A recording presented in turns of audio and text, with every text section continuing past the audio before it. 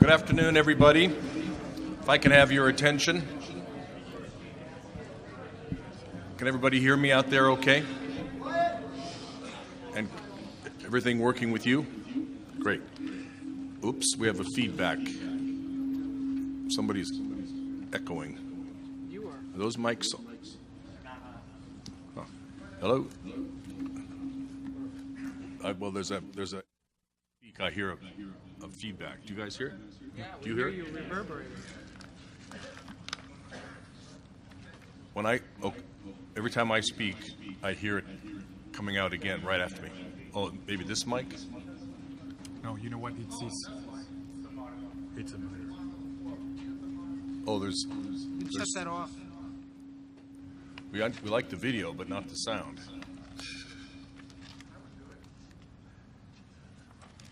While we're getting ready, if there are any elected officials in the room who have not signed up, we'd like to have your name, and you can go to the sign-up sheet at the back, because there'll be a special opportunity for elected officials to speak if you intend to speak. So we can't identify everybody. All right, let's get going formally. Good afternoon and welcome. Today is Tuesday, March 1st, 2016.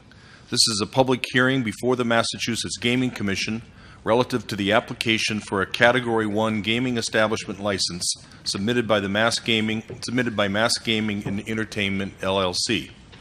My name is Steve Crosby, and I'm the chair of the commission. I'm joined by Commissioners Stebbins, Zuniga, McDonald, and Cameron. The five of us will preside over this hearing. We're located at the Conference Center at Massasoit Community College, 770 Crescent Street, Brockton, Mass. We are here in Brockton today because this is the so-called host community to the proposed gaming establishment. This means that this is where the resort casino would be located if the applicant is awarded the license by the Commission. As you may know, the Commission has authority to issue up to only one Category 1 casino license for each region of the state. This part of the state is located in what has been identified in our law as Region C. Mass Gaming and Entertainment is the only applicant vying for the one license to be awarded in Region C, though it is important to note that the Commission is not obliged to award a gaming license in every region. I also want to briefly comment on how the Mashpee Wampanoag Tribe casino proposal fits into the picture in the context of this Commission's authority. As you are likely aware, the Indian tribe is a sovereign entity and accordingly not subject to the jurisdiction of the Commonwealth of Massachusetts or the jurisdiction of this Commission. Tribal casinos are mainly governed by federal law. However, the tribe has entered into a contract with the state, which is referred to as a compact, that gives this Commission some oversight of construction and operations in the event that a casino is built on tribal land. For purposes of this hearing, however, please understand that the Commission has no control over whether or when a tribal casino will be built or who may be involved in such a project. We have noted repeatedly that the issue of whether to award a Category 1 casino license in southeastern Mass, or Region C, is a two-step process. First, we will determine whether we have a quality application consistent with the criteria and standards established in the expanded gaming law. If we do have a quality applicant, then we will decide whether to make the award, taking into consideration all of the circumstances at the time, including the status, if any, of the tribal casino. In response to the Commission's request for additional information about the status of the Mashpee Wampanoag Tribe's resort casino proposal in Taunton, the tribe will make a formal presentation during a public meeting before the Commission on March 15th. The details of that public meeting are being finalized and will be announced publicly upon completion and shortly. The public support for this proposal, or lack of public support, is a critical factor that the Commission will evaluate in making the final award of the license. Accordingly, your presence here today and the written comments that many of you have submitted will play a pivotal role in our decision. We thank you, and thank you very much for being a part of this process.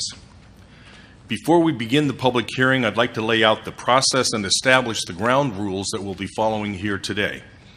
The hearing, which is provided for by Section 17 of Chapter 23K of the Massachusetts General Laws, which is our expanded gaming law, and Section 118.05 of the Commission's regulations, is intended to provide the Commission with the opportunity to address questions and concerns relative to the proposal of the gaming applicant to build a gaming establishment. The inquiry may include topics related to the scope and quality of the gaming area and amenities, the integration of the gaming establishment into the surrounding community, and the extent of required mitigation plans. Additionally, the Commission will receive input from members of the public from host and surrounding communities. The hearing will begin with a presentation by the applicant, followed by questions any of the commissioners may have for the applicant. Next, we will offer the Mayor of Brockton, Bill Carpenter, and any other elected officials who are interested, an opportunity to comment. We will then allow presentations to be made by representatives from each of the surrounding communities and any impacted live entertainment venues that choose to do so. They will be followed by a representative from Stand Up for Brockton. After these presentations, we will open the floor to public comments and questions. At the conclusions of the comments and questions from members of the public, we will afford the applicant an opportunity to make any closing comments that it would like to make. Any commissioner may at any time ask a question of the applicant or, for that matter, of anybody else. In an effort to make the best use of all of our time, we ask that any member of the public proceed as follows in addressing the Commission. First, any member of the public who would like to address the Commission must be on our list of speakers. If you sent an email to the address on our website by close of business yesterday, your name has already been added to the list. If you have not sent us an email or signed up when you entered the building today and you would like to be heard, please be sure to add your name to that list, and as I said, the sign-up sheet is at the back of the room. Second, when I call your name, please come up to the microphone and state your name and tell us where you are from. In the interest of time, I'll call a few names at a time and ask that folks line up behind the speaker until it's your turn. Third, in order to ensure that everyone who wants to speak gets an opportunity to do so, and we already have about 50 people signed up in addition to the other speakers, we ask that you please limit your comments to 3 minutes in length. We have a clock up front, which I believe is here, so that will count down the time so you'll be able to see how much time has elapsed. Also, please be sure that your comments or questions relate to the particulars of this proposal and not to your views on gaming or casinos in general. Finally, we recognize the great passion that many of you have for this subject matter, both for and against. We welcome your comments to reflect that passion. However, in order for this part of the process to achieve its greatest value, it is tremendously important that the discourse here today remain at all times civil. This is one area that we can all likely agree on. For those who have submitted written comments about this project, please know that the Commission will review and consider each and every one of them. Thank you all for taking the time to send them in. At the conclusion of the proceedings today, the Commission will keep this hearing open and continue this public hearing to a further date yet to be determined. Notice of the next hearing date will be provided to the city or town clerk of each host and surrounding community and will be posted on our website, www.massgaming.com. With that, I will ask the applicant to please identify its representatives and begin the presentation. Thank you. Good afternoon, Chairman Crosby and members of the Commission. Hello to everybody from Brockton. Thanks for coming. We're delighted to be here, and we thank you for the opportunity to present in this town. I'd like to recognize first Mayor Carpenter, who is in the room, the Mayor of Brockton, and thank him for coming today. George Carney, our partner in this project and the long-term owner and operator of the Brockton Fairgrounds, who we've been dealing with for quite a while. We're happy to have him here. Speakers today and other persons who may not speak but who are available for questions will be the following. First of all, Neil Bloom, who you've all met, who is the chairman of Rush Street Gaming and has addressed you before. Joe Shabetta, who is the vice president of operations and shuttles back and forth through the various properties. Mary Cheeks, who was formerly the vice president of finance for the two facilities in Pennsylvania that Rush Street operates, Philadelphia and Pittsburgh, but has recently been promoted to general manager of the casino that's currently under construction in Schenectady, New York. The Rush will be opening and operating. Scott Struzner, who you've all probably met during the course of this, who's worked tirelessly on this project. He's an executive with the Bloom Family Office who has helped oversee the project. Ryan Tennant, Director of Finance for Rush Street, has also tirelessly worked on that. In addition to those employees, we have Mike Levin, who's with the company Development Management Associates. And Mike's a planner and who has worked with Neil Bloom for over 30 years in designing and helping build the beautiful projects that we do have, and has designed every one of the casinos that I know all of you commissioners have seen. Mike Saul, who is the president of the Innovation Group, a financial analyst group that specializes in casino matters, is present. David Tennant, who is the managing partner of the appellate practice and the Indian law and gaming practice for Nixon Peabody out of the Washington office, and who has a large presence in the Boston area. Also, Michael Michaud, who's a manager for MDM Transportation, obviously our transportation consultant locally. Charles LeRae, partner in Dane Torpy, a land use permitting and zoning expert who's helped in our program through this. And Steve Martirano, who's with Bowler Engineering, our civil engineering, local civil engineering consultant. With that, I will turn the microphone over to Neil Bloom, and thank you again, citizens of Brockton, for having us here.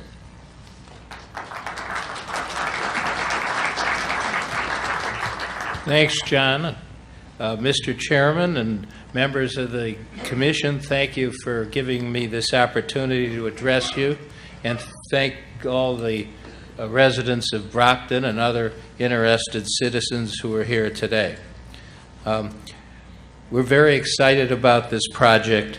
We think it's going to be the best project for the Commonwealth, and we're very excited to try to build a better Brockton and a better future for the city of Brockton. Our proposal will be amongst the largest commercial developments in southeastern Massachusetts. It's going to cost somewhere around $677 million. We'll be paying an $85 million license fee. It will make about $700 million of gaming tax revenue over the next 10 years.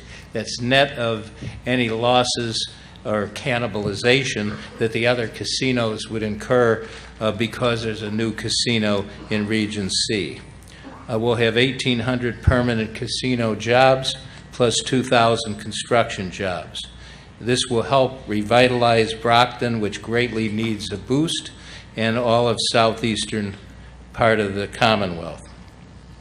We will open, if we're selected shortly, in the spring of 2019, or possibly sooner if we can get some of the permitting done that could possibly push it into late 2018. It could possibly be the first full-service casino to open in the Commonwealth. So let me spend a minute telling you all who I am for a second, especially because we're meeting the citizens of our host community. I grew up in Chicago and raised by a single working mother who raised my sister and me. We were not wealthy, to say the least. My mother worked hard. I went to the University of Illinois. I think my tuition at those days was $95 a semester. I graduated with a degree in accounting. I was a CPA. And then I went to law school on a scholarship at Northwestern University. When I graduated, I went to work for a large law firm in Chicago. I might have been the largest. I became a young partner, but I always wanted to go into business. So I joined my roommate from college, and we started he had started a few months before. We started a small real estate company with 3 people from scratch. And over the years, that company called J&B Realty, and then ultimately Walton Street Capital and other companies, has done more than $50 billion of developments and acquisitions, and I've been fortunate to have some success. And this is a great country, America, if you get a good education, work hard, and get lucky. I got into the casino business several years ago and founded Rush Street Gaming. One of the key elements of what we do is we're basically real estate developers at heart. We do quality development. We are very proud of the projects that we do. I'm not going to bore you with a lot of them, but in Boston, I want to mention a couple of projects we've been involved in. We were involved early in our history at J&B with the Rouse Company, who was attempting to develop Faneuil Hall. I met Jim Rouse, liked him, liked the project, and we agreed to put up most of the equity, and we were a 50-50 partner in Faneuil Hall. At that time, nobody knew what Faneuil Hall would turn into. It was somewhat controversial, and obviously it's a project we're very proud to have been involved in.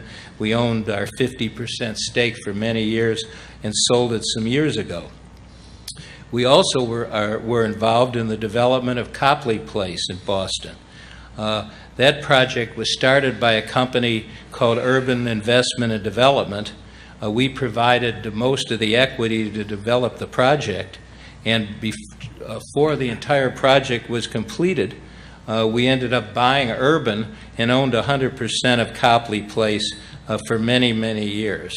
And I must say, when Copley Place was developed, that area didn't look anything like it does today. Ultimately, Copley Place went into a public REIT that we formed. That REIT merged with other companies, but we still remain an interest, although we don't manage the property. And the interest is really the shopping centers. The hotels we sold off some years ago. And we've built other great properties in Chicago, Century City, that we're very proud of. And first and foremost, we do high-quality properties that we can be proud of. So let me tell you a little bit about our experience in gaming. I don't know, something like 15 years ago, we got involved in developing a casino in Canada for the government of Ontario, the Fallsview Casino. We won an RFP. We're selected to do so. We built about $1 billion resort casino. It's a beautiful project, and that's how we got into the gaming business. We still run that for the government. I'm chairman of the board of that company. After that, we decided to get involved in development here in the United States.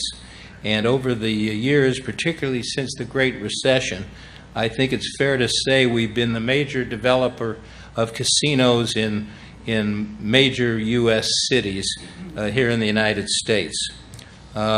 We have developed a casino in Pittsburgh. We developed a casino in Philadelphia. This is all since the recession.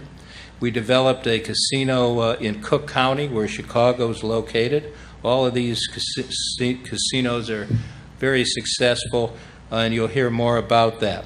And we're currently developing, as you heard, a casino in what's called the Capital Region in New York.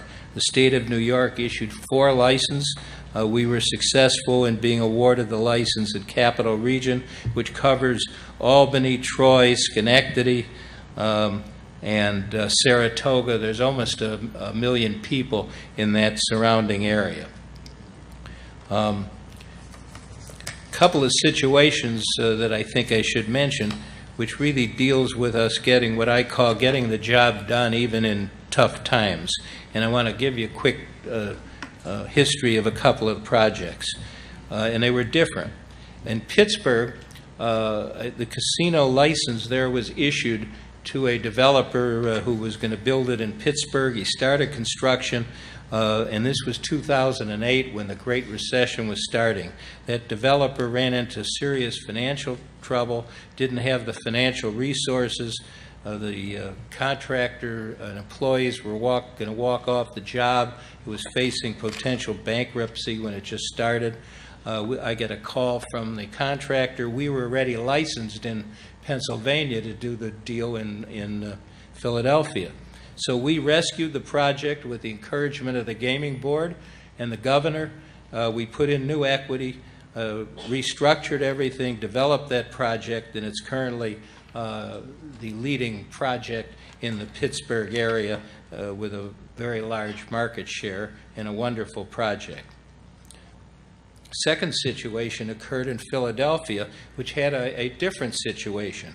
There, under the Gaming Act in Pennsylvania, 2 casinos were supposed to be license awarded in the city of Philadelphia. They awarded one to us and one to another group that had very strong financial backers, very wealthy individuals and developers, and a major casino company. So financial resources were not the issue. But the Great Recession hit. By the way, those licenses were awarded in late 2007. So when 2008 arose, we had the financial crisis. We built our casino. We were the first casino, I believe, built in this country after recession. The sponsors of the other project in Philadelphia changed their mind. They said they were going to start construction. They kept saying, we're going to do it. We're just wait, give us more time, give us more time. The gaming board finally ran out of patience and revoked their license, and we're the only casino in Philadelphia right now. Because the world changed and conditions were not so favorable in 2008 and 2009 for them to want to put up their money, even though they had promised that they would. We just recently completed the addition. Well, we opened it up. We're completing it next month. A $164 million addition to our project in Philadelphia. It's going to add another 500 jobs and produce a lot more revenue for the state. Now let me talk about this project because that's why we're here. And I want to first talk to you about this site. Okay? I'm in the real estate business, so location, location, location is critical. We were looking around Region C. We looked at a lot of sites, and we were not satisfied with any of the sites that we found that would make us want to move forward to develop a casino there, and we thought a lot about it. I got a call to go down and look at this fairground site in Brockton. So we went down, and I met George Carney, who was the owner of the site.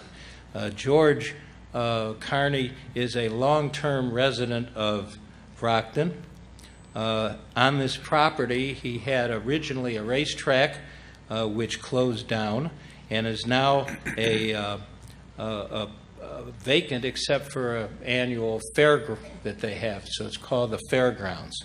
This is an incredible site. It's over roughly 40 acres plus, and what excited us so much was a couple of things. First, it's 1 mile approximately off of Route 24, a major highway, as you know. The distance from that highway to this site was roughly the same distance that we had for our casino in Des Plaines near Chicago, which is so successful. So those factors were really important to us.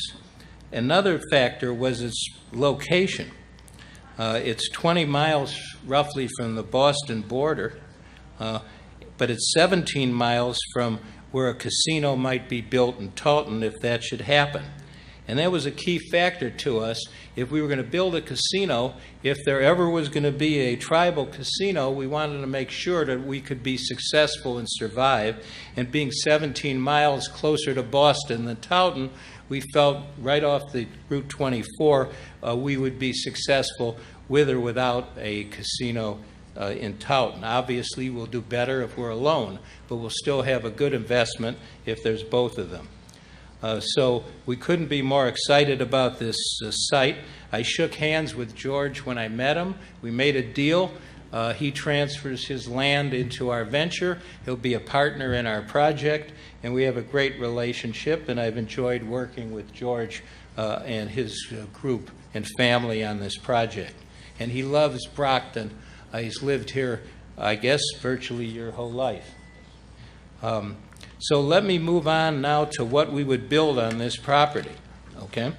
And for that, I'd like to call on Mike Levin. You've heard Mike has worked with me for over 30 years.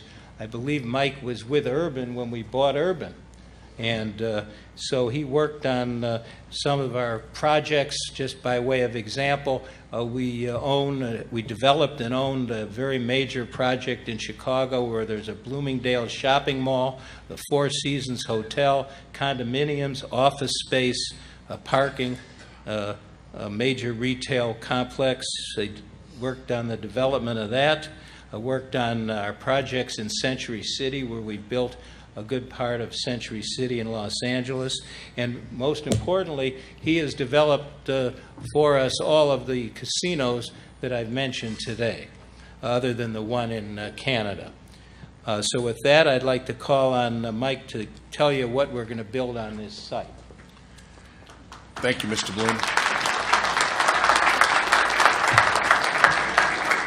Just before you start, I just want to see, Janice, is it possible to get any more chairs? Do you know?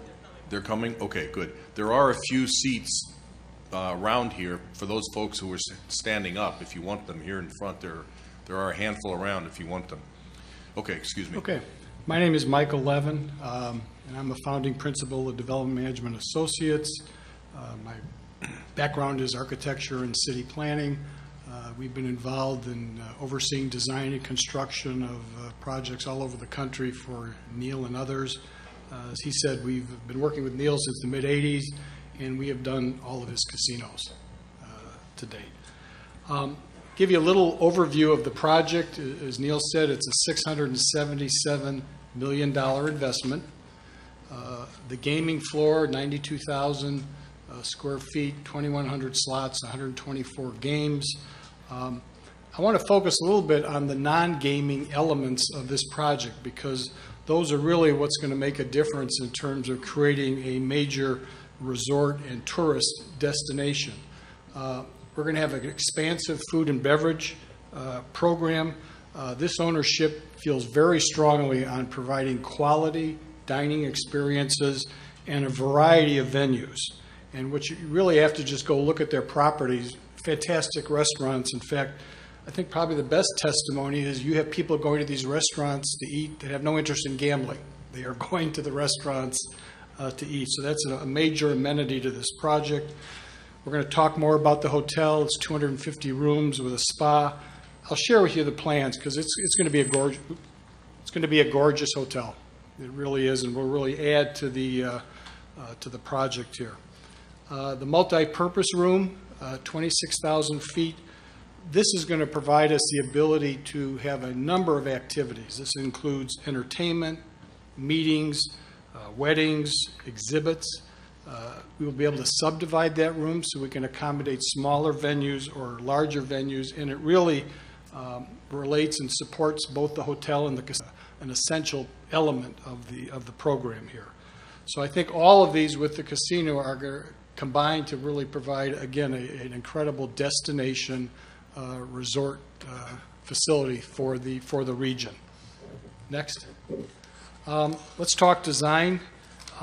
It's interesting because I think casino developers have maybe two basic philosophies. The first one is kind of a Las Vegas, let's build something large, flashy, huge, high-rise, eye-catching. This ownership's philosophy is exactly the opposite. The most important criteria for us is that the facility fit into the community in which it's located. It should reflect the architecture of the community. It should be the appropriate scale, and we call it contextual architecture. And I think the best way to illustrate that is if you go to any of the other developments that they have developed, you go to Chicago, go to Pittsburgh, you go to Philadelphia, obviously Schenectady is just under construction. None of these look alike. Except for there's obviously good quality service. You would never know they're by the same owners because each one is very different based on the context in which it's located. We think that's very important for regional casino. On this particular drawing here, sketch, you can see some of the design elements that we will implement. You can see an extensive use of red brick. We've got gabled hip roofs. We're going to have areas of metal roofs.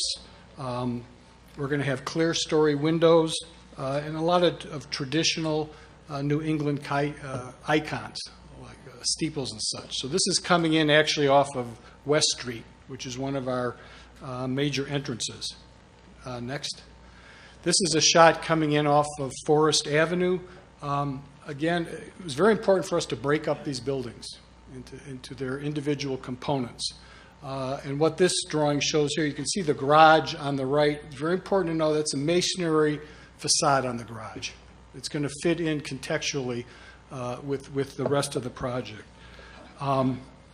This ownership has always been committed to good design. And I can just tell you the process when we go through design with this client is that everybody's at the table. Ownership's at the table.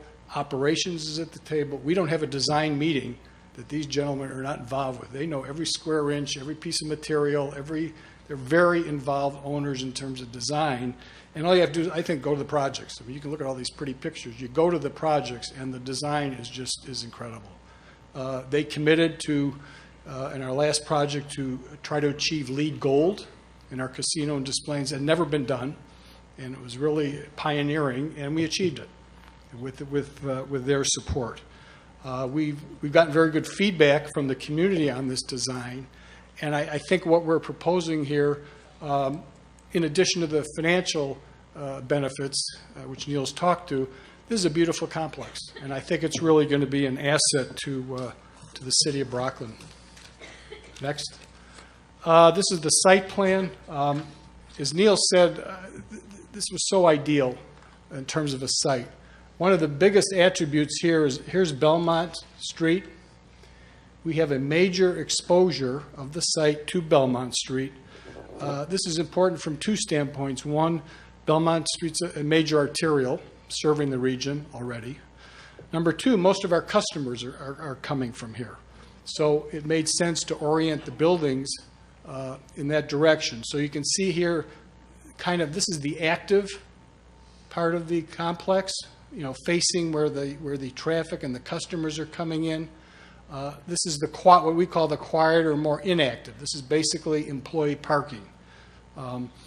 What's critical also is that the vehicular access, here's one entrance drive, here's the other, where you saw the sketches. It's got to be a very clear, logical vehicular circulation, because what you have here, you have your regular customers. They're here all the time. They know they come on a Thursday at 7 o'clock. They know where to park. They know exactly what the activity level. We are going to get a major input of tourists here. Maybe they've never been here. They maybe come once a year to this facility. When they come to this project, it's got to be easy to get around, whether they're going to the hotel, going to the casino, going to the parking garage. So we have to provide a very clear circulation plan.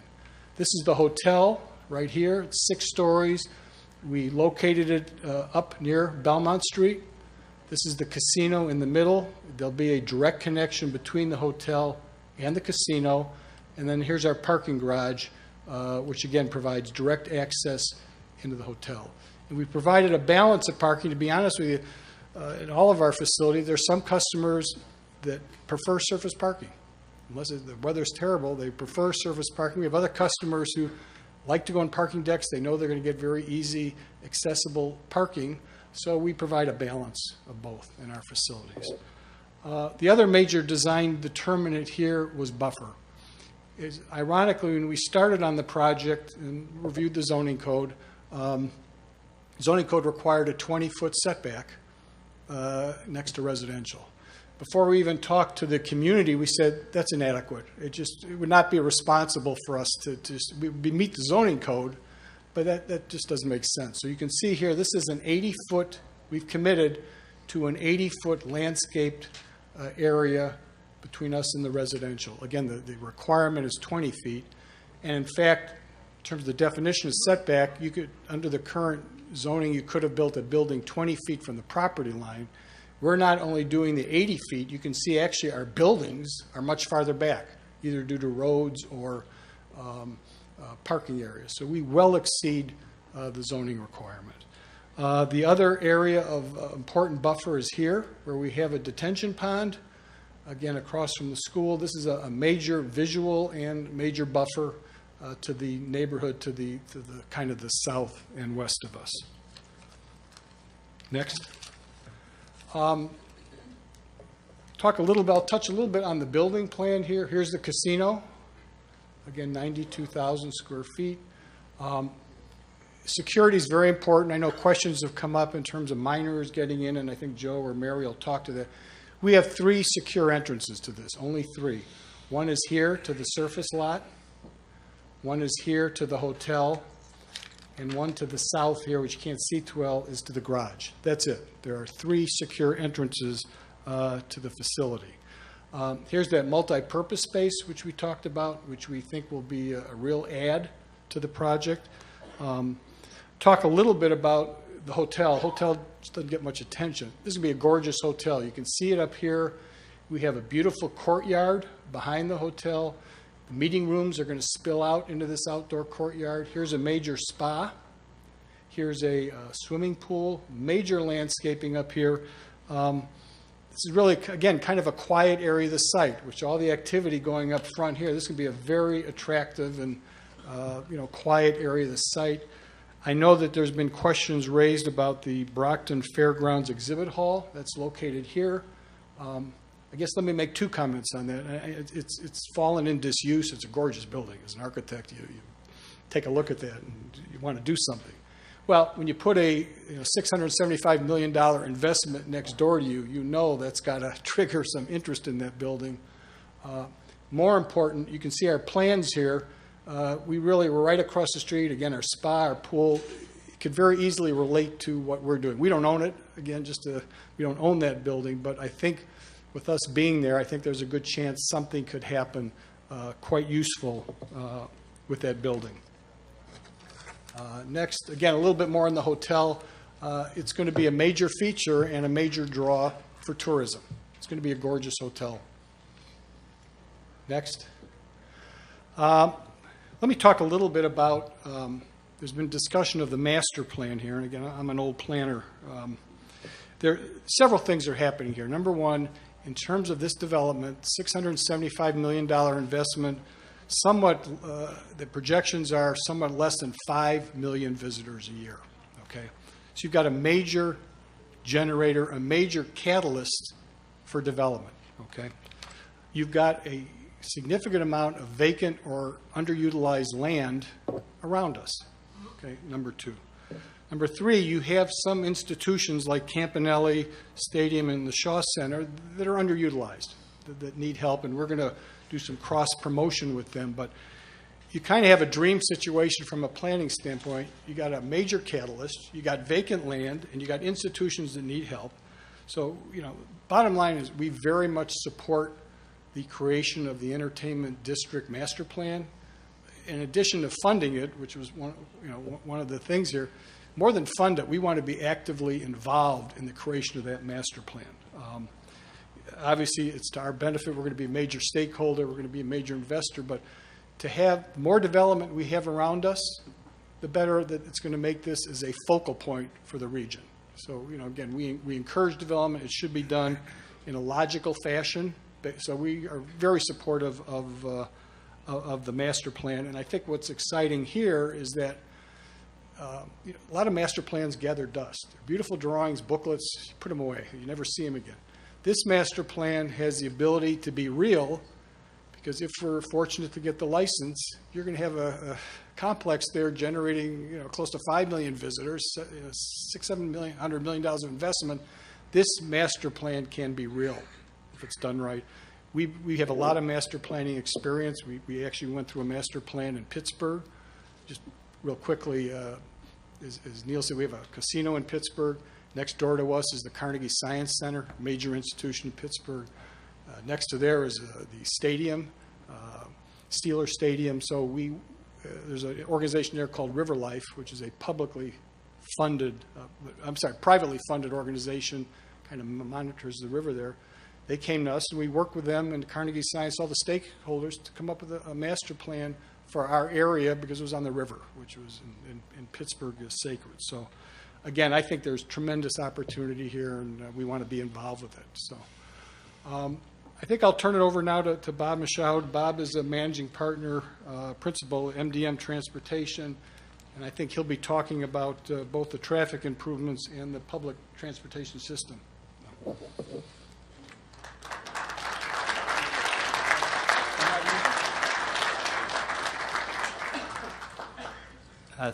Thank you, Chairman and Commissioners. Pleasure to be here. My name is Robert Michaud, Managing Principal with MDM.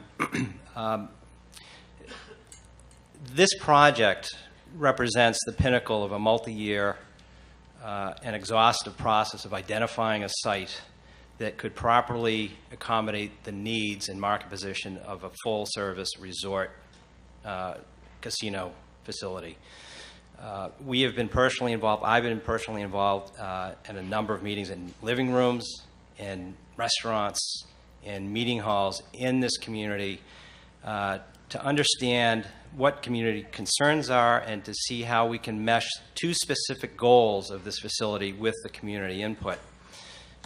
First, that this site, and Neil mentioned it, location is everything. This site is directly located on an arterial connection to a regional highway system. Location is everything. The ability to get customers in from a regional destination as a regional facility is very important. It's important from the customer experience perspective and the market position of the project. 8 out of 10 customers who will be visiting this facility will be originating from a regional origin and will be using regional highway systems, not local streets, to get here, and that's an important factor. The second goal speaks to being a good neighbor, and from the very first time that we had discussions with Rush Street about 5 years ago, it was a very important aspect of their philosophy to be a good neighbor in any project that they've been involved with. Being a good neighbor means that they leave things better than they found them, that they serve as a catalyst for making improvements that enhance a community, not detract from it, and that offers compatibility with a longer-term vision of growth for a community. And we believe that both of those goals are met in the following ways. First, that this site is located a mile east of Route 24 along a section of Belmont Street that has already been targeted by Mass DOT for substantial infrastructure enhancement.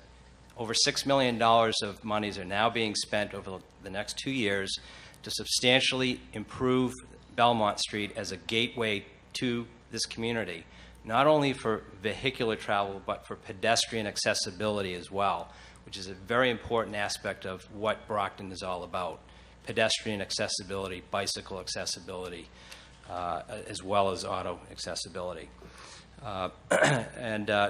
Likewise, being a good neighbor here, as it relates to gateways, we were very pleased to see that there have been ongoing efforts by regional planning, Old Colony Planning Council, as well as the city to enhance infrastructure independent of what's being proposed here. And the range of improvements involve the Forest Avenue corridor, which is a very important roadway connection within the city, as well as portions of West Street to the north and Route 27. Despite planning efforts identifying a whole host of infrastructure needs, no one's come up with the money or the means to implement those. And so this project really represents a catalyst to make that happen. This developer offers a $10.2 million package that is above and beyond the $6.5 million that is already committed and in play by Mass DOT. The combination of that funding, some $17 million, will effectively provide the highest performing infrastructure of any licensed facility, gaming facility, in the Commonwealth of Massachusetts. And when I say that, I mean that the ability for the roadways to accommodate vehicular travel and pedestrian accommodation is no better than what you will find at this location when this is complete. And that's a very unique finding among more than 20 sites that we've personally looked at for this proponent, were our review of all of the other licensed facilities in the Commonwealth. As it relates to the second question, how to be a good neighbor, one of the aspects that Mike Levin touched on is the ability for this project to fit in the context of the neighborhood with where it sits. And this neighborhood is being targeted as a location by the city that will be an entertainment venue location. So the infrastructure, as it's listed on the slide before you, specifically accommodates that need. You'll see that a primary feature of that design is a roundabout feature which effectively knits together a series of roadways to a common design element that over time would allow for the development of adjoining parcels being able to plug in with that infrastructure. So the infrastructure that's being planned is not only consistent with the goals that were identified by regional planning, it is compatible with the longer-term goal of the entertainment district generally, without having to change anything. Another way that this fits in well with the community is that we, very early in the process, understood that the relationship of the high school to the property was a sensitive issue. And of course, the site borders a significant residential community to the east and to the south. In that regard, pedestrian safety is a major concern, and the ability to properly serve the access and circulation needs of the property as a distinct element apart from those land uses was another very primary objective of the design, and we've achieved both of those as follows. That any of the improvements you see on this board, whether it's a realignment of West Street here, a widening of Forest Avenue here, or the introduction of new signalized intersections along that corridor, all are complemented by expansive sidewalk connections that run along both sides of all of these new roadways, with controlled pedestrian crossings at the signals and the ability to get to the high school specifically distinctly from this project with a new signal. All of these are consistent with the regional planning goals that were identified in prior studies before this applicant came before the city. And so pedestrian safety is paramount to us. This accommodates that need and leaves things in a much more viable and better condition than they are now or would be without this project. And finally, as it relates to other aspects of transportation, this project isn't all about traffic. This is about transportation and how to best suit the needs of transportation, whether you're an employee that works here that needs to get here to earn a living, to build a career, or you're a patron who opts not to use an automobile to come here but would rather walk or bicycle. And in that regard, one of the important aspects of this is public transportation. We know that this area is well served today by Brockton Area Transit Authority bus service that runs throughout the city, as shown in the slide. You'll see that the proximity of the site here to the downtown area and the Brockton Area Transit Station, the old Colony Line, MBTA, is roughly a mile and a half away. And that BAT Center, as it's known, serves as a hub for transportation. The old Colony Line itself runs all the way from Plymouth to Boston. It has 17 stops. It integrates with surface bus service run by BAT. One of the routes actually goes right by the site today and will provide one means of getting to this facility, whether as a patron or an employee. In addition to what's shown here, we know that in every one of the Rush Street facilities, that public transportation is augmented by private shuttle service, so that to the extent there's the increased ability to get employees to arrive at a facility without having to drive, that shuttle service augments those existing services, and this proponent is committed to doing that by providing a shuttle connection from the site to the BAT Center that matches up well with the employee and patron patterns that we expect. So in conclusion, the two questions that we've looked at, how do you get here and can you do that efficiently, is well answered by its proximity to regional highway systems.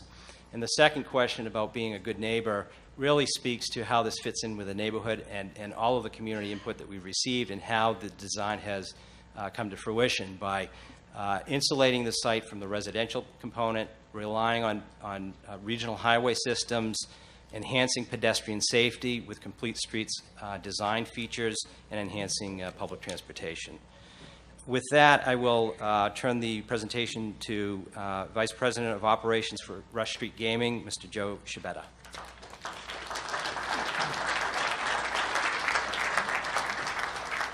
Thanks, Bob. Chairman Crosby, Commissioners, it's nice to see some of you again. Got to visit you at some of our properties. As Mike said, world-class design sets us apart from our competitors in all of the markets. Unique to the markets they serve, all of our properties feature natural light, easy to navigate casino floors, great dining and entertainment options in a clean, safe environment. I'll start with our Rivers Pittsburgh property, which opened in 2009. Sitting on Pittsburgh's North Shore, Rivers Pittsburgh is part of a sports and entertainment district that features Heinz Field, PNC Park, the Carnegie Science Center, and our beautiful casino. The property offers gaming, dining, and entertainment 24/7. Guests can enjoy first-to-market slots, great local bands and national touring acts, watch sports on a large big-screen TV in our sports bar. Our buffet and steakhouse have been nationally recognized for being best in their market, and our 20,000 square foot banquet facility has a great view of the Ohio River and Heinz Field. Next, Sugar House Casino. Since 2010, Sugar House has been a catalyst for the rebirth of Fishtown, the section of Philly we are proud to call home. Since opening, Sugar House has generated the highest table games win per unit in Pennsylvania, and the slots win per unit has been consistently in the top 3 on a monthly basis. Currently, as Neil said, we are completing a $164 million expansion that features a 7-story parking garage, 30,000 square feet event center with great views of the Delaware River, a world-class poker room, high-limit gaming and VIP lounge also along the Delaware River, and 5 new restaurants, including 3 iconic Philly offerings located all in our new marketplace. The investment in the expansion is ownership's commitment to Philly and the state of Pennsylvania to improve the guest experience and increase revenue for the state. Rivers Des Plaines opened in 2011. Our property in Des Plaines changed what casinos look like in Illinois and is the world's first LEED Gold certified casino. The Des Plaines property is our smallest, yet drives the highest revenue for our company and the state of Illinois, consistently doubling the revenue of the number 2 casino in the state. Situated only 10 minutes from O'Hare, at $800 win per unit, the casino generates the highest win per unit in North America. The property often experiences 75% occupancy. However, there are no traffic complaints. Featuring both surface and garage parking, 5 restaurants, including a steakhouse operated by Chicago's Gibson's Restaurant Group and Chicagoland's best high-limit and VIP experience. The property partners with local convention center, entertainment district, and hotels, which is a model for what could be created here in Brockton. You'll see our Falls View Casino that Neil spoke to that the folks built before we started Rush Street. It's a $1 billion project in Canada, right on the Niagara Falls River. Features first-class amenities and has received a 4-diamond award by the CAA. And finally, Rivers Schenectady, opening in 2017 in the Capital Region in New York. Rivers Schenectady was officially granted one of New York's 4 commercial casino licenses in December of 2015. We are currently on pace to be the first open by Q1 of 2017. Like our other properties, we feature an easy-to-navigate casino floor, 6 dining options, all provided by a local vendor that has local dining options in the city of Schenectady. Multiple entertainment options along with the ability to hold outdoor festivals on the Mohawk River. Our event center is flexible space that could handle concerts, multiple meetings at one time, and weddings for over 600 people.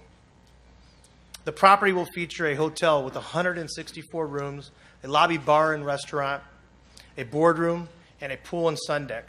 We cater to business and casual guests alike. When complete, the property will cause people to say, wow, This is great for Schenectady and great for the capital region. It will truly re-energize the electric city.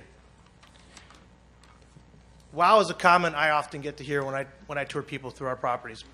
People are always amazed with the attention to detail and the world-class design that we put forth in all of our properties. It shows that we, Rush Street Gaming, are a game changer in the markets that we come into. We are confident, because this is our 6th project that is being built from the ground up, that the people of Brockton will be very proud of the property. We will continue the champion spirit of this city. It's not just our properties have been recognized for excellence. We are very proud that our team members have voted us best place to work in every market year over year. To be clear, our team in Philly has voted us 5 years in a row. Pittsburgh, 5 years in a row. And Des Plaines, 3 years running. That's something we're very proud of. Along with winning employment awards, we have consistently won industry awards such as Best in Gaming, Best of Chicago, and the prestigious 4 Diamond Award. We take being a community partner very seriously. Rush Street Gaming takes great pride in being a significant community partner. We have partnered with national organizations such as the Susan G. Komen Fund, the Leukemia and Lymphoma Society, and local groups such as the Philadelphia Police Athletic League, Mario Lemieux Foundation, and we are a proud member of every chamber in every city that we operate in. More than writing a check, our team members take great pride in volunteering in their own community. Our leaders are members of local boards, and we often provide compensation to our team members who volunteer in efforts like cleaning parks, painting community centers, and food drives. So how can we impact Brockton? Let me give you a couple examples of our ripple effect. The Philly ripple effect. I don't have the clicker. Okay. I need the next slide because I want to show you guys a couple pictures. So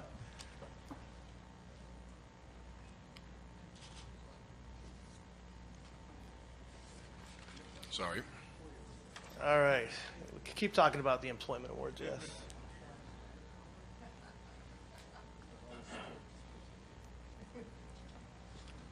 All right. So here's the ripple effect. In 2008, before Sugar House Casino opened its doors, there was a lot of opposition to the project. There was definitely a casino no movement in Philadelphia, especially in Fishtown. Fishtown was a neglected, declining community filled with abandoned buildings. As you can see from the pictures on the slide, this wasn't a place where people wanted to live, eat, play, or stay. Today, Fishtown is alive. Sugar House Casino has been a catalyst for a rebirth. Along with Sugar House Casino, Live Nation has opened a music venue called the Fillmore, bringing national acts to Fishtown. Restaurants have opened on all streets, including local distilleries and local coffee houses that were not there before. Most importantly, new construction is rampant. Property values have grown substantially. The groups that once opposed Sugar House Casino now cheer for Sugar House Casino. In fact, we have team members who work for us today that opposed in 2008. They were some of the most vocal in opposition. They're some of our happiest employees today. Sugar House promotes their partners in Fishtown by providing free parking to the Fillmore, sponsoring a restaurant week for all the Fishtown restaurants, and buying from local purveyors. It's now a hot part of town. Next, I'd like to tell you about another ripple effect in Des Plaines.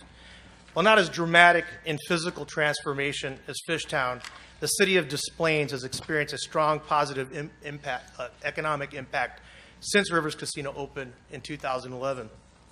In 2010, the city collected about $1.3 million in hotel tax from 8 hotels. In 2015, that number has almost doubled from the same 8 hotels. Rivers Casino supports local hotels through actual booking of rooms for our casino guests, running a convenient shuttle between the hotels and the casino for ease of access, and placing room packages on our website to promote stay and play packages. Rivers Casino also partners with surrounding communities like Rosemont, Illinois, which features an entertainment district, outlet shopping center, and convention center. The partnership includes cross-promotional opportunities, advertising, and shuttle service. In closing, we're very proud of how we operate in our communities and what our team members have bestowed upon us the best place to work. With that, I'll introduce Mary Cheeks, our new general manager in Schenectady, New York.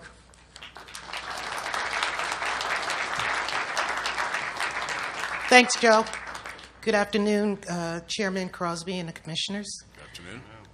I'd like to share with you today Rush Street Gaming's commitment to invest in all of its team members, hiring a diverse workforce, continuous training to create quality jobs for the unemployed and underemployed, to hire locally by sponsoring job readiness and training programs to prepare the host surrounding communities for quality jobs, supporting local businesses and being a great community citizen.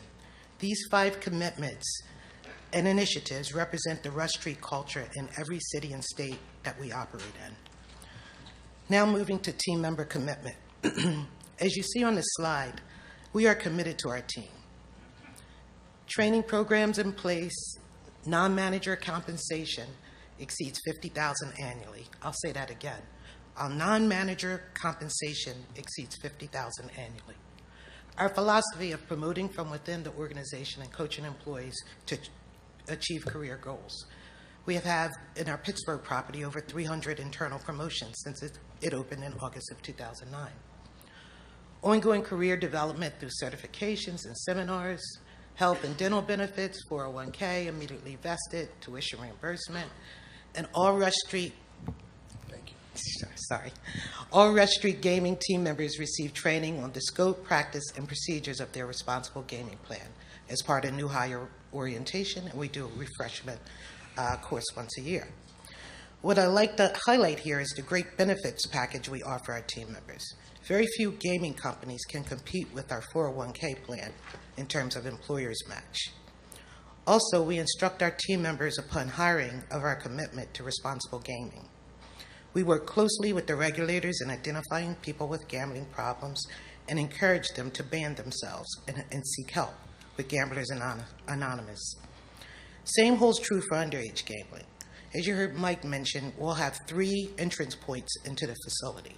We will man 24 hours, 7 days a week, 365 days a year, those entry points, and we will be aware of everyone that enter our facility. Moving next to our commitment to diversity. As reflected on this slide, our Rush Street entities consist of a diverse workforce. This is not by accident. Our Des Plaines property, women 43%, minority 57%. Philadelphia, 41% women, 53% minority. Pittsburgh, 40% women, 28% minority.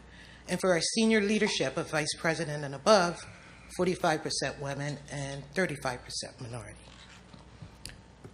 Also, as Joe had mentioned, or somewhere along the line, I've been recently promoted to general manager of our Rush Street property in upstate New York.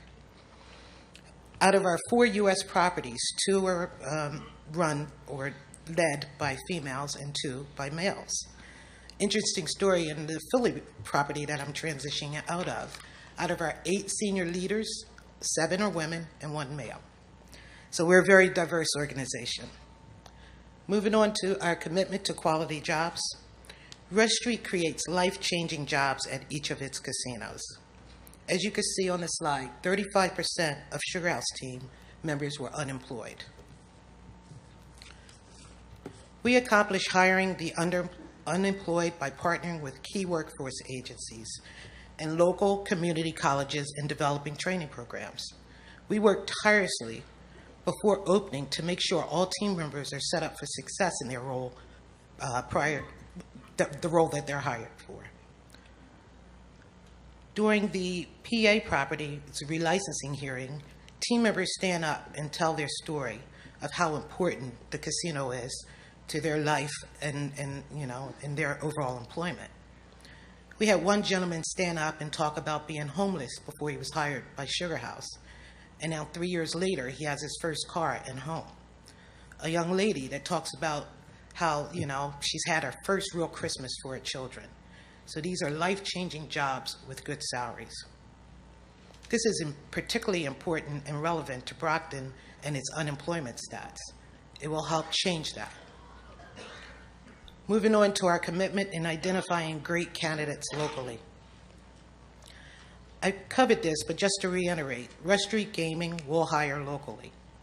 To share with you a meeting I had yesterday with the 5 workforce agencies in upstate New York and the local community college, we put together a plan to focus on the local hiring and create job readiness programs, to name a few of the programs: how to deal with customers and deliver great service, math test training for table game dealers and cashiers, dressing for success to win the job. Recruit locally, we train locally to ensure we have great candidates. We're training more than a year out to prepare for the workforce upon opening. Moving on to our support of local business. Through our Rush Rewards program, we partner with local businesses. This is done by encouraging our customers to use their loyalty reward points in local venues. And you can see listed on the slide those venues. We hold continuous vendor fairs to create local business connections. We work with the various business on how to conduct business with the casino, for regulatory requirements, and how to submit winning bids.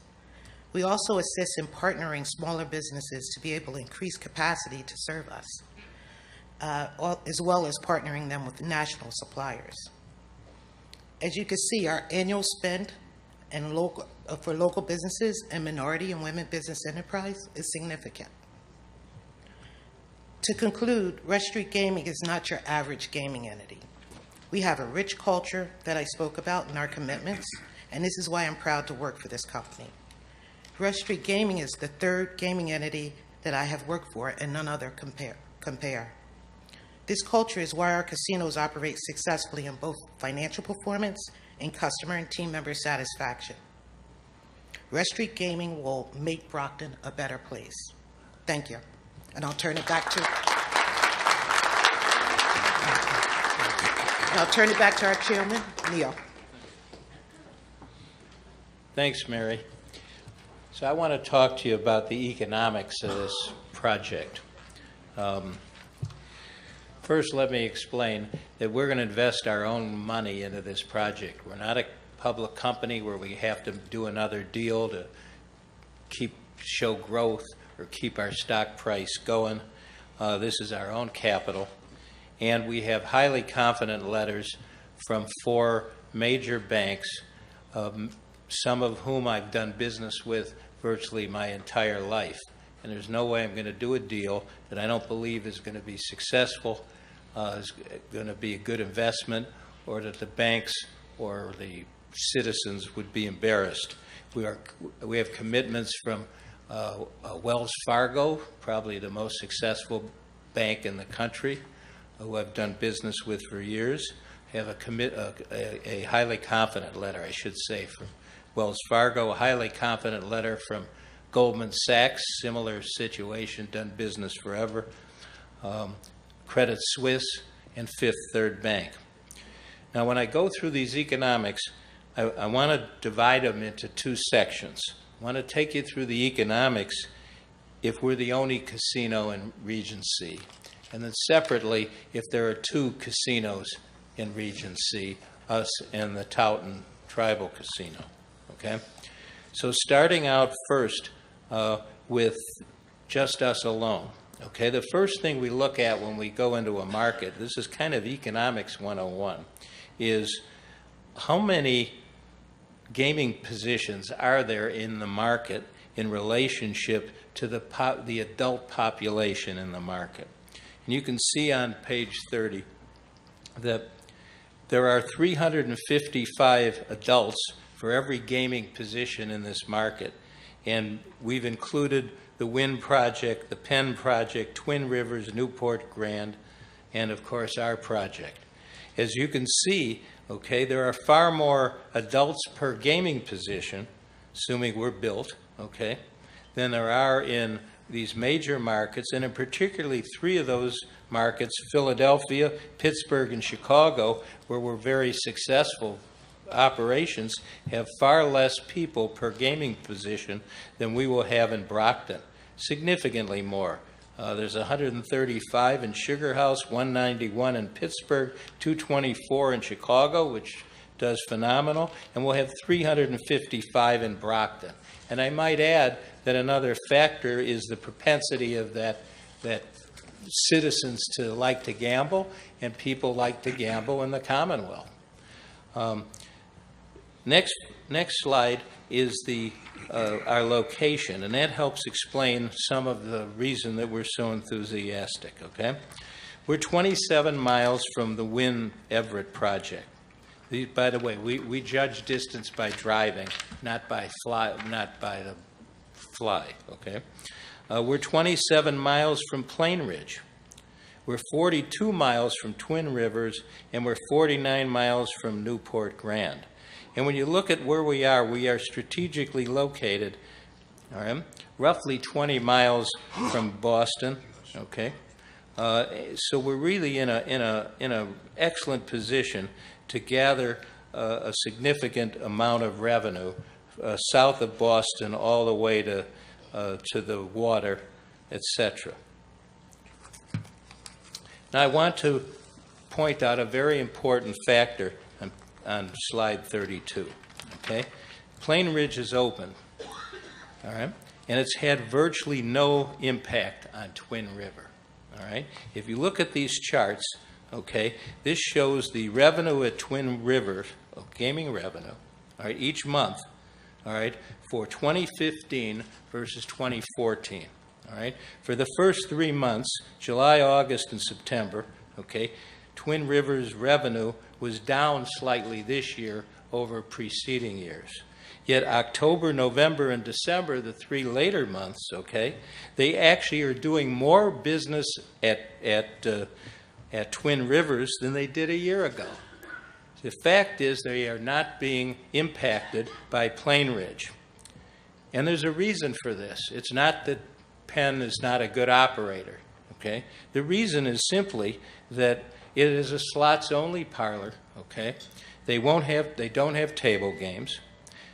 They've spent about $250 million. We're going to spend somewhere close to $700 million. We're going to have a hotel, tables, totally different amenities. And the reality is, okay, that Plain Ridge has not stopped the people who are leaving the Commonwealth to go gamble in Rhode Island, nor is it picking up people in Rhode Island who want to go into Massachusetts, okay? I think this is an important factor. When we open in Brockton, all right, this will stop, and people will stop going from Massachusetts into Rhode Island because we're going to have a nicer facility than Twin Rivers. Now let's talk about the impact on the Commonwealth in terms of tax revenue. The numbers I'm giving you come from the Innovation Group. Michael Saul is here. As you know, the Innovation Group is one of the leading firms in the business. They actually invented the formulas by which you do studies and represent many states, and et cetera. So all of these numbers are their numbers that I'm going to give you.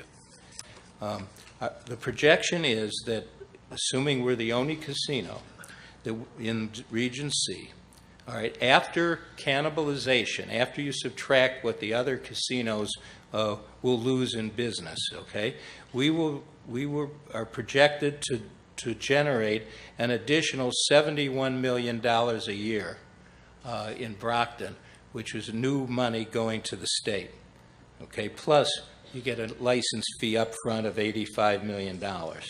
I should point out that the cannibalization is not that material in the sense that any of the existing casinos that are operating in the Commonwealth will be in trouble. And you can look at that chart on page 34. There's no impact virtually at all on MGM. There's an impact on Penn, but they knew that was going to happen. And there's an impact on Wynn, but they're still going to do, based on these projections, of over $700 million of Wynn if we open. Our projection is we will do just over $400 million of business, assuming we're the only casino. And when I say our projection, this is the numbers from Innovation Group. looking on the next slide, 35, at the annual gaming tax increase, you can see that where the $71 million net number comes from, we actually would generate about $101 million, but you will lose a little from each of the others, win the most, but of course they make far and away the most. So we net $71 million per year. Now let's move to the second scenario, which is that we are operating a casino, and so is the tribe in Towton. Okay? And let's go through the same analysis. All right? The first, again, is my Econ 101, if you will. Do we have enough adult people in relationship to the number of gaming positions? Now the gaming positions have been increased because we take Wynn, we take Plain Ridge, Twin Rivers, Newport Grand, and we add on a slew of positions at Towton. Okay? Again, there are more adults per gaming position with this addition in Brockton than there are in any of these other major markets, including Philadelphia, Pittsburgh, and Chicago, where we're operating very successful projects. There's 280 adults per gaming position when you put all those into this market. That's more than in Chicago, which has 224. Okay? If you look at the next slide, page 38, you'll again see why we will do well. We are 17 miles from Towton. That was critical, I mentioned at the very start, of why we selected this site. We knew we could survive if they had a casino, and you can see where we're located. We're closer to the big population base coming out of south of Boston. And we're 27 miles from Wynn, and we're 27 miles by highway to Plain Ridge. So we're very comfortable with our location. Now let's look at the impact of a casino both in Brockton and Towton, and how much money is the Commonwealth going to make. All right? The first premise is that you are always better off with a casino in Brockton. Okay? Net of all the cannibalization, all right, if you have two casinos, okay, the Commonwealth will collect $40 million net per year. Now, that's not as much as 71 if we're alone, because there are no taxes being paid. But it's still more, okay, than you now have. While a tribe would not share in the revenue, okay, doesn't pay tax if we're there, we're still paying a 25% tax, and frankly, we're going to do much more business than Towton for the reasons you just saw. We're closer to the population base right off of the Route 24 by 17 miles. I also should point out, which is very significant, that the cannibalization impact on the other casinos in the state will be minimal just by adding a second casino. And logic would tell you that will happen, and because if somebody's going to lose business, say from Wynn or from Plain Ridge, it's not going to matter that much if there's one casino or two. So there's very little additional cannibalization. You see that on page 40. Again, these are the numbers from the Innovation Group. If there are two casinos, instead of generating $404 million of revenue, we will generate $327 million of revenue. But at $327 million, we have a significant amount of EBITDA, or EBITDAM, I should say, numbers which we've given you, which substantially exceed $100 million a year. So this is going to be a very successful casino for me, and for you, and for the citizens of Brockton. And frankly, if our numbers are off some, if they're off $50 million, some number, we will still be very successful. Okay? Now, really, the key is on page 41. This is the net from all the different scenarios of what your taxes will be. Okay? If we're alone, okay, the net taxes after cannibalization is $71 million a year. if you have two casinos here, okay, us and Taunton, okay, you will have $40 million of net revenue, but you'll have 3,000 jobs, almost double the jobs because you have two casinos, and double the economic benefit. All right. If you have Taunton only and we don't have a license, you'll have 1,500 jobs, but you'll actually make less in revenue than you'll have if you have two casinos. The number is 33 million. And of course, you're not running the risk that maybe you don't have a Taunton casino if you have two casinos or you award us a license. Obviously, if you don't award us a license and they don't build a casino in Taunton, you've got zero. So the bottom line of the economics here is the Commonwealth earns more tax revenue if you give us a license. And that's true if Taunton ultimately opens, or if they don't open, then you make even more. And as I said earlier, the Brockton casino will be successful even if there's a tribal casino in Taunton with $327 million of win, okay? And I should also point out that if there's two casinos here, Taunton will be successful. They won't make as much revenue as they would have if we were not in the region, but they don't pay any taxes. So it isn't like Taunton, if you give us a license, that Taunton isn't going to get a casino if it's ultimately determined that they can have one. And we're going to get to that issue in a minute. So there's a significant cost to the Commonwealth if a license is not awarded to us, and we think it's highly likely that a casino in Taunton will be delayed many years and probably will never be allowed to open. So let me talk about that for a few minutes, okay? What? Okay. All right, I'm going to do this quickly and then call on the mayor, or we can do the mayor now if he's running out of time. What? All right, so let me call on the mayor now because he has to go to a school board meeting, I believe, and then I'll finish my comments afterwards about the situation in Taunton.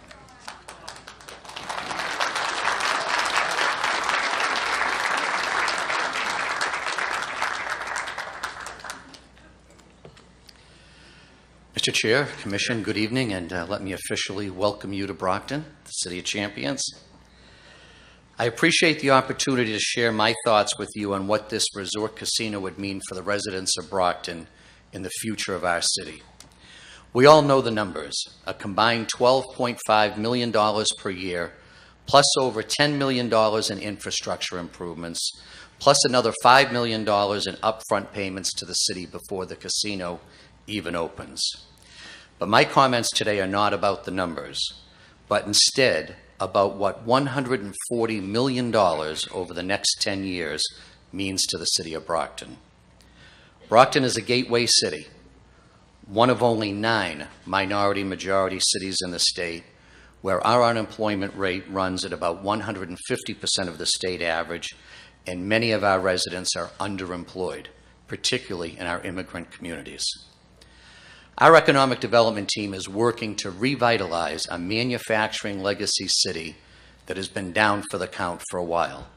We are no longer the shoe city. Blueprint for Brockton 2025, our 10-year economic development plan, identifies the Belmont Street corridor near the proposed resort casino site at the fairgrounds as an economic revitalization district. The plan calls for an entertainment district in that area anchored by a resort casino complex. The resort casino will not be on an island, but instead directly connected to the redevelopment of that area. When we talk about economic development, what we're really talking about is jobs. The creation of 1,800 good-paying permanent jobs with benefits, not to mention the 2,000 union construction jobs during the build-out. Our host community agreement contains a residency preference in hiring, so we know that the vast majority of these jobs will go to Brockton families.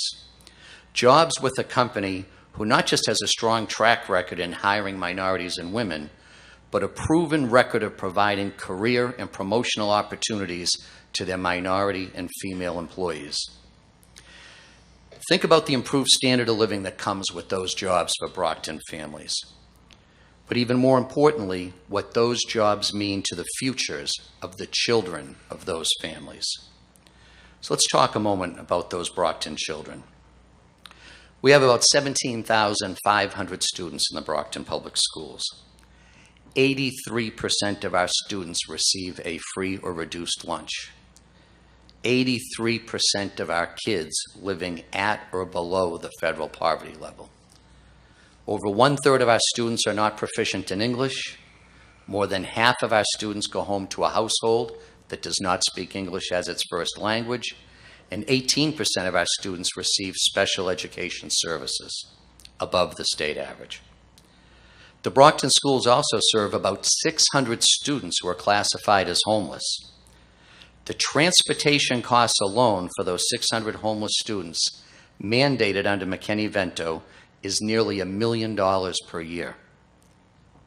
But out of Brockton's 600 homeless students, only about 200 were Brockton residents at the time they became homeless.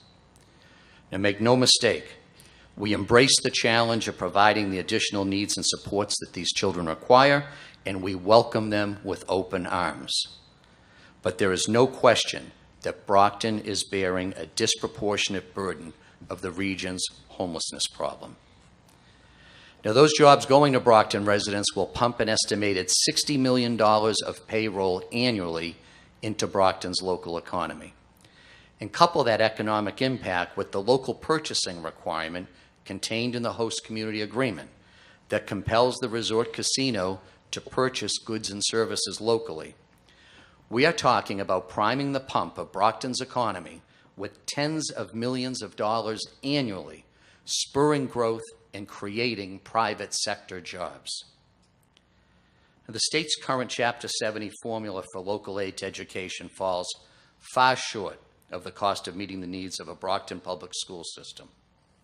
Once again this year, our school budget alone faces a projected deficit in excess of $10 million, potentially causing over 100 additional teacher layoffs this year and the closing of at least one school. While most of our surrounding communities have level or declining student enrollments, Brockton's a gateway city. The Brockton schools have grown by 1,000 new students over the past 4 years, net gain of 1,000 students over the past 4 years.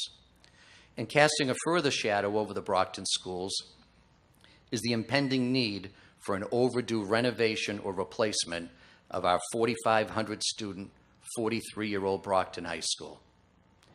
A $300 million replacement is not likely, but at a minimum, we face a $100 million renovation and expansion of the existing high school. And even with a maximum state reimbursement of 80%, that leaves a $20 million balance due to Brockton, money we don't have. The $12.5 million per year in annual revenue from a resort casino will allow us to increase local aid to an overcrowded, cash-strapped school system. Our host community agreement also includes $500,000 per year for a community nonprofit, and we've designated the Brockton Education Foundation, a 501c3, that strives to fund the needs of our students that we're not able to fund through the school budget. That money will be used to pay for after-school sports, after-school enrichment in arts and music, support for the award-winning Brockton High Band and Brockton High Drama Club, and transportation for our sports teams. Now, with 83% free and reduced lunch, that preempts us from charging user fees. But these opportunities for our Brockton children should be based upon their ability, not their ability to pay. No one better understands the challenges and budget shortfalls of our schools than our Superintendent of Schools, Kathleen Smith, who has gone on record as supporting the resort casino proposal. The development of the Brockton Resort Casino will also mean improved public safety for Brockton's residents. Currently, the Brockton Police Force has 184 police officers.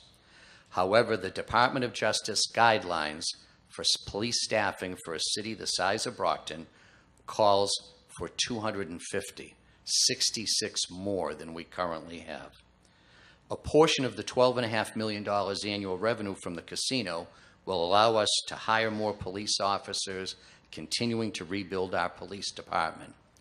But additionally, the public safety mitigation agreement with the casino will directly fund the hiring of 8 additional Brockton police officers, 2 additional school police officers, along with more school crossing guards, while also allowing us to invest public safety capital in a fire engine and additional police cruisers.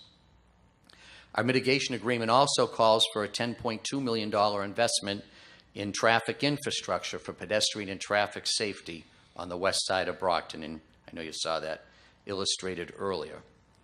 Most of this investment will be in that Belmont Street corridor, identified by MassDOT as a high crash area, an area in which we've had 2 pedestrian fatalities within the past 2 years. This critical investment in safety infrastructure will be paid for by the casino developers with no taxpayer dollars. Now, perhaps the biggest challenge facing the city of Brockton is to change the perception of our city. A destination resort casino surrounded by an entertainment district will transform the image of Brockton from a city to drive through to a city to drive to. And on a personal note, I think it's important for the Commission to know that my son's family lives directly across the street from this proposed site at the Brockton Fairgrounds. In fact, in one of the closest residences to the project. And if I thought for 1 minute that this project would have a negative impact on the neighborhood, I would never support it right across the street from my grandchildren, no matter how much money it generated. The state has harmed Brockton in its revenue funding of both schools and municipal services, both in unrestricted state aid and Chapter 70 local aid to education. Let's not compound those 2 factors with a third by failing to issue a casino license for Region 3. Here are the facts. Governor Baker's proposed FY17 budget calls for $20.1 million in unrestricted local aid to Brockton. 16 years ago, in FY 2001, that number was $26.79 million. Today, the city of Brockton receives $6.6 million less in local aid than it did 16 years ago. And if we factor in inflation, the consumer price index over the last 16 years, the true shortfall adjusted for inflation is $15.6 million. Had the state just continued local aid adjusted for inflation, our local aid today would be $15.6 million more than it is.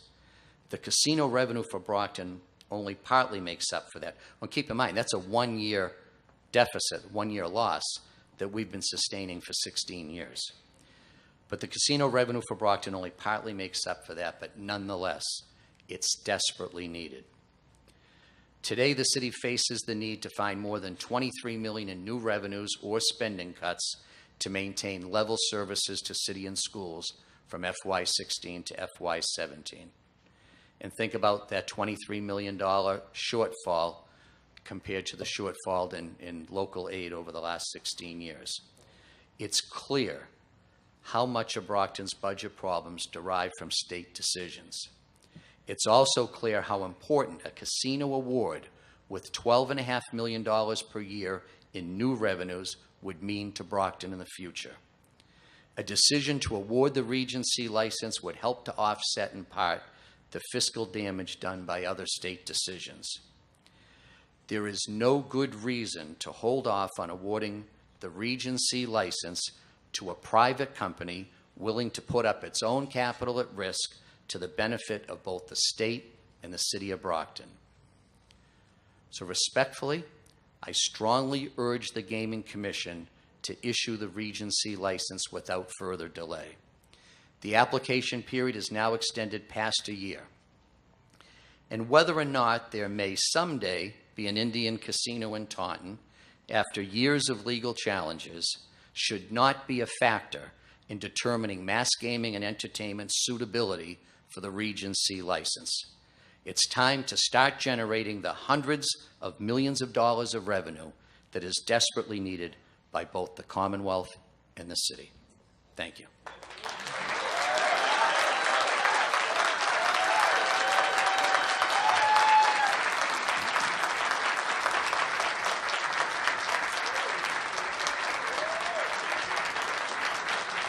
Mr. Bloom, I know you have some more to go, but if you can just be as quick as you can. We had no idea that this was going to go on this long, so. Okay, this is going to be quick. Okay. This is a hard act to follow, the mayor, and I certainly appreciate the tremendous need that the city has. I just wanted to address the situation involving the lawsuit that's been filed. As you know, a group of citizens in Taunton, long opposed to having a reservation in their community, have brought suit to challenge the Department of Interior's decision to put land in trust. Their case is exceptionally strong by any measure of legal review. We've talked to a lot of attorneys who are experts in this field. All right? Each expert in Indian law agrees that the Department of Interior's decision is unprecedented, contrary to law, and violates the 2009 Carcieri Supreme Court case, which held that the Narragansett Indians in Rhode Island could not get land in trust. The citizens group asked us to help fund their lawsuit, and after looking at the law, and I'm not a lawyer anymore, but I frankly was astonished, as have others, in looking at what the Department of Interior has done. And we decided to participate in the funding of the suit that they brought. While there are many legal and factual errors in the Department of Interior's grant of land and trust in Taunton, the Department ignored the plain language of the statute as interpreted by the Supreme Court in the Carcieri case. The Department effectively recognized that the tribe was not under federal jurisdiction in 1934. That's the key requirement of the Supreme Court's Carcieri case, and the Department basically recognized that. That's required in the Carcieri case. But they then tortured the language in the statute to justify an unprecedented decision which took over 5 years for the department to make. Okay? Basically, the department ignored the reference to, quote, such members in the statute that necessarily meant only members of a tribe that was under federal jurisdiction in 1934. I urge all of you to look at the materials that we have sent to you, which included a letter from us, a memo from our lawyer, our Indian Indian lawyer, David Tennant, and I think you have a copy of the complaint as well. You don't have to be a legal expert to look at the language of that statute and scratch your head and ask how they came to that conclusion. The effect of the lawsuit is that we expect there will be many years of litigation, 5 or 10 or even more years, before it can be decided whether or not the land can legally be put into trust. Now, this is an important point to note. We know of no situation where financing has been obtained when a court challenge was pending to the Department of Interior's decision to put land in trust until a federal court had ruled in favor of the tribe. The present situation is the strongest challenge that we know of to the Department of Interior's unprecedented interpretation of the statute. In the current situation, with such a weak case for putting land in trust, we don't believe that any rational company would ultimately fund a $500 million project before this matter was resolved in court. It would not be prudent to risk your entire investment, which would be lost if it were ultimately determined that the land cannot be put into trust. Certainly no construction lender would take that risk. It's important to bear in mind that if it's determined that the land cannot be put in trust, this is a binary decision, and in substance, any investment by lender or equity would be worthless if a casino could not be built and you put money into it. So I ask yourself, if you were a bank, a financial institution, would you make a loan? Or if you were an equity partner, would you risk $500 million of equity or a loan guarantee prior to this matter being resolved? It is not a sensible risk-reward.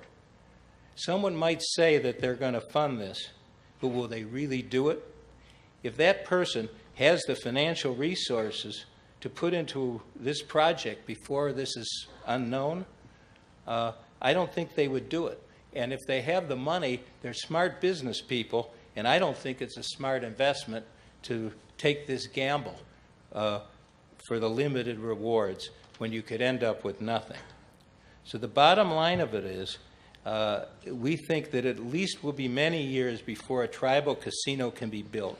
And in all likelihood, a tribal casino will probably never be built in Taunton because this land should not have been put in trust. So that basically concludes our remarks. I just want to make a couple of last statements, which will be very short. In conclusion, awarding a license in Brockton, you've already heard, will create money desperately needed for the town of Brockton and surrounding communities who, by the way, we have agreements with all 9 communities now. Very likely that the development of the tribal casino will be delayed for many years and perhaps never open. The Gaming Act and the Tribal Compact each contemplated the possibility of 2 casinos in Region C. And as I pointed out, the Commonwealth earns more revenue with a commercial casino in Brockton or with 2 casinos than with Taunton alone. With both Brockton and Taunton having casinos, jobs are almost doubled and economic development increases. But if you don't award a casino and a license in Brockton and the tribal casino never opens, the Commonwealth will lose $700 million over 10 years, all the benefits and jobs, etc. Again, if you award us a license in Brockton, the tribe will still have a casino if it's ultimately determined that it was legal to do so in the federal courts. Successful casino, because frankly, we've run the numbers, and I don't know if they're better off paying no tax or paying 17% tax when they're all alone. But they will do fine paying no tax. And as I mentioned earlier, we're confident that the Brockton casino, with 2 casinos, will be successful. But not awarding a license to Brockton is going to put a dagger in the heart of Brockton and hurt the surrounding communities. And we can open in the spring of 2019 or possibly sooner. But the bottom line is, it's a big gamble if you don't give this license to Brockton, because you'll hurt Brockton so badly, and at the same time, all right, you're running a risk that there'll be no casino in Taunton. And if that happens and you don't give us the license, the Commonwealth's going to lose over the next 5 years after we open roughly $500 million, including a license fee. You're talking about a big gamble, losing a lot of money and really hurting a city that needs it. And if the Indian tribe ultimately is allowed to have the land in trust, they will have a successful casino. So we urge you to seriously consider, as I know you will, and issue us the license. And I urge you to ask your experts and look at the statute yourself and the materials we've given you, and you look at that language, and you are all intelligent people, and you'll scratch your head, I'm convinced, and say, I don't know that this thing can stand up at all. It doesn't make sense to me. Thank you for listening to us and hearing the presentation. We appreciate it.